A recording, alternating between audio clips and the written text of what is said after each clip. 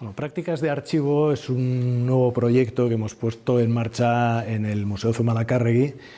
cuya idea principal consiste en que hemos pedido a unos artistas que a lo largo de un año analicen nuestro archivo y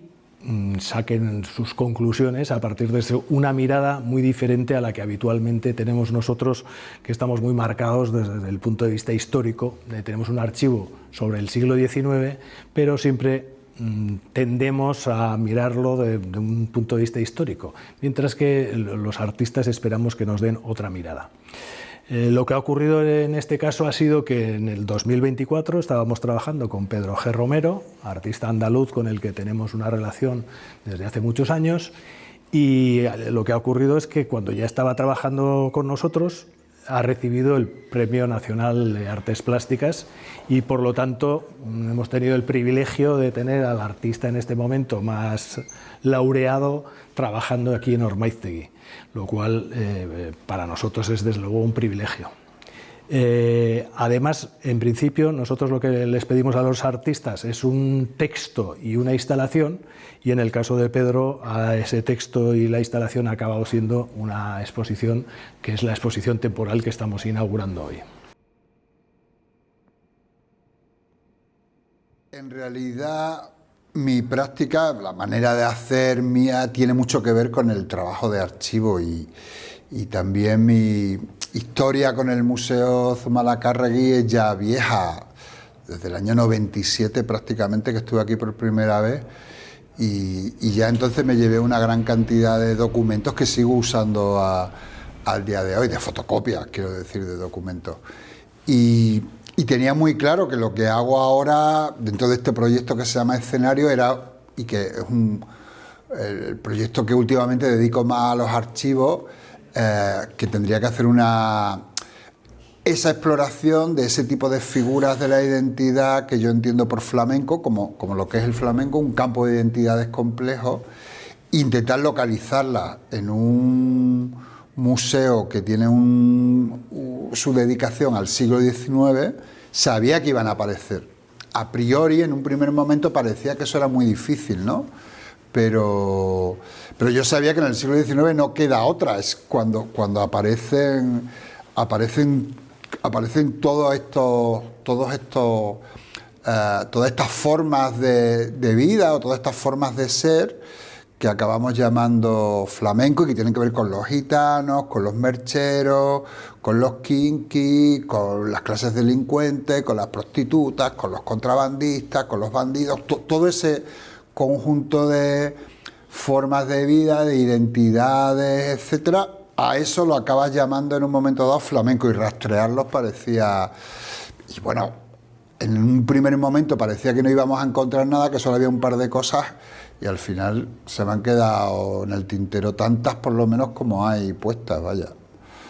Escenario empecé a hacerlo un poco porque ahora me ha dado por hacer películas, y hago películas de vez en cuando, y me gusta en francés esta idea de el guión y la puesta en escena, los dos significados de la palabra escenario, ¿no? Entonces, como arrancar desde algún sitio, y entonces todos estos textos que veréis en la exposición empiezan contando en algún momento dan que estas notas que estoy tomando son notas para una película futura. Esa es un poco una especie de MacGuffin, una especie de hilo del que tirar, ¿no? Lo he realizado en contextos muy similares, es decir, por ejemplo, con todos los archivos de las Islas Baleares, en Aberdeen, con los archivos históricos de Aberdeen en Escocia, con el archivo de la Revolución del 25 de abril en Coimbra, y que ha sido A de archipiélago, B de bestiario, C de canciones y D de deuda, porque este ha sido el cuarto. D de deuda, bueno, pues yo empiezo con la D, en torno a la D, que era el que tocaba aquí, pero después vi que la idea de deuda era una idea mayor, y que tiene que ver pues con la deuda histórica, con la deuda del trabajo, con la deuda de la memoria, de una reivindicación que les debemos, y un poco todas esas cosas tenían que ver también con el endeudamiento económico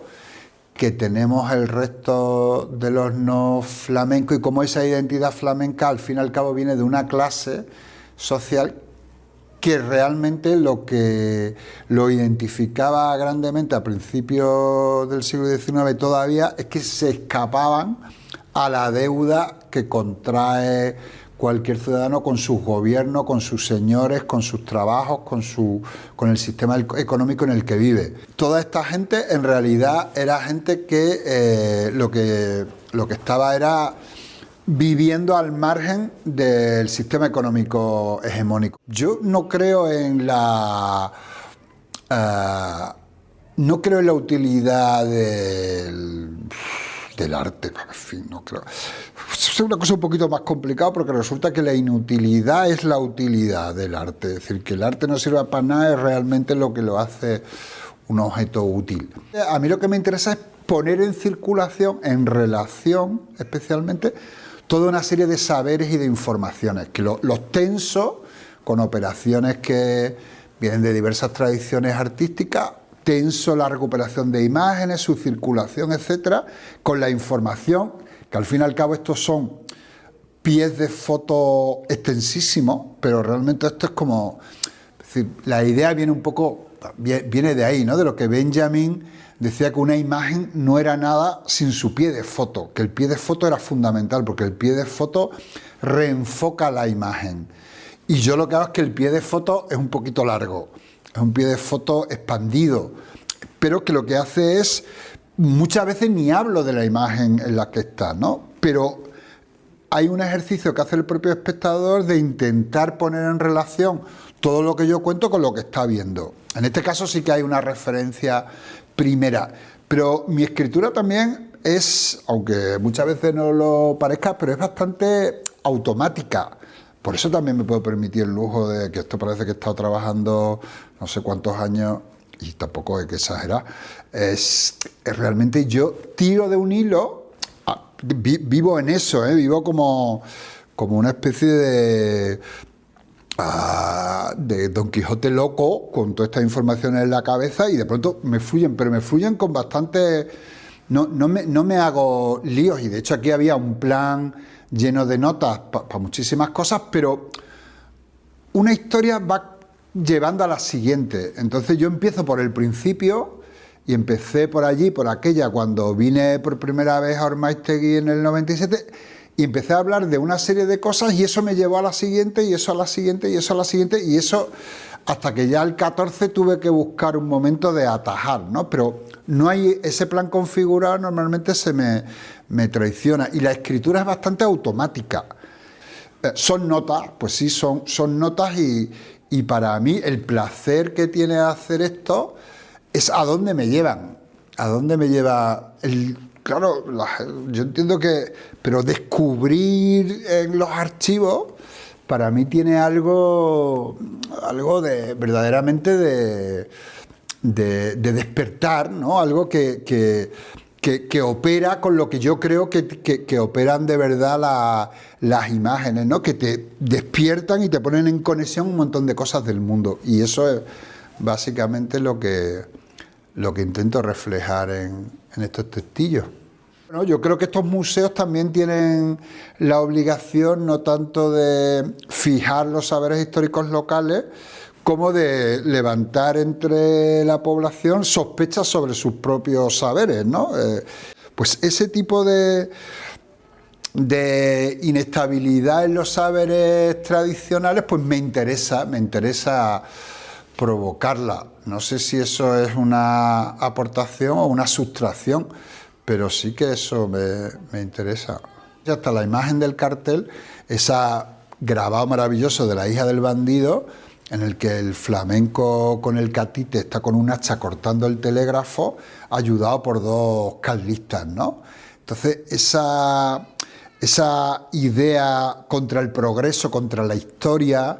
esa idea de Benjamin, que decía que tenía que descarrilar el tren del progreso, que a mí me retrotrae de una forma muy evidente a lo que Benjamin decía sobre la propia historia, ¿no? Y eso, claro, resuena en toda la serie, esa idea de hacer un contrarrelato histórico también, ¿no? Entonces, de alguna manera me permitía cerrar la serie también como voy a cerrar esta conversación.